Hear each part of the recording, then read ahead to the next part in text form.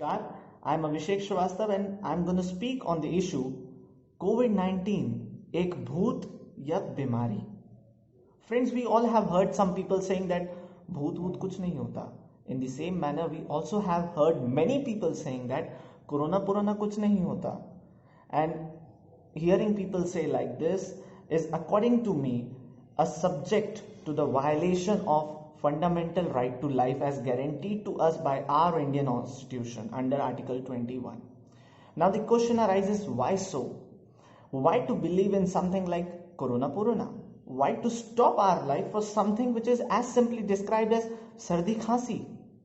So the question answer lies in the term pandemic itself, which has been attributed to it by the World Health Organization way long back in March 2020. So what does this term mean? This term pandemic simply means the spread of a disease worldwide. So I hope this one-liner definition would give you some reason to have a belief that COVID exists for a real cause.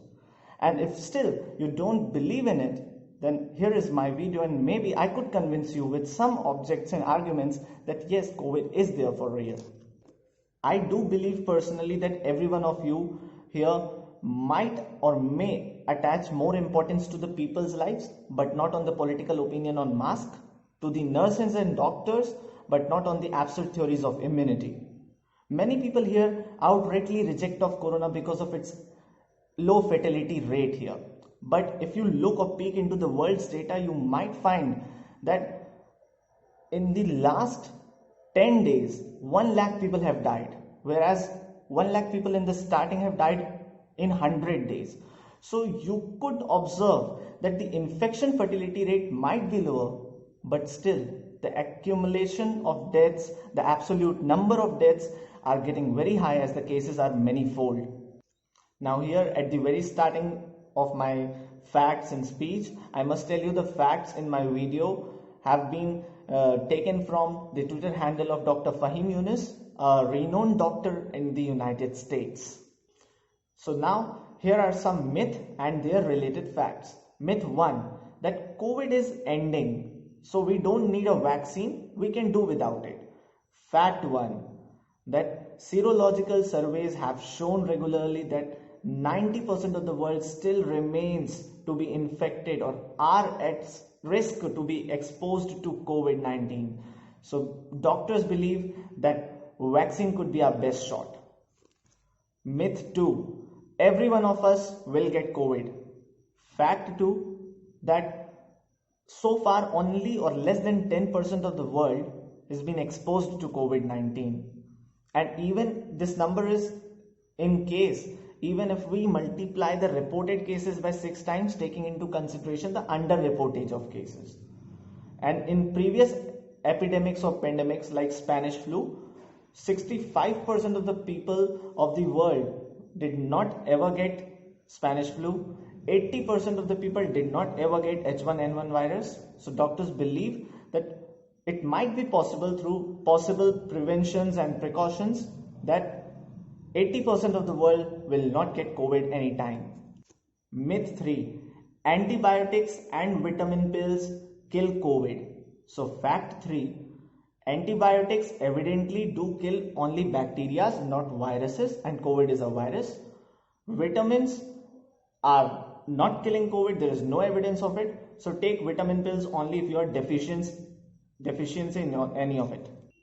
Now I'll try to present some information on COVID through Q&A round. So question number 1, that how long the COVID immunity lasts?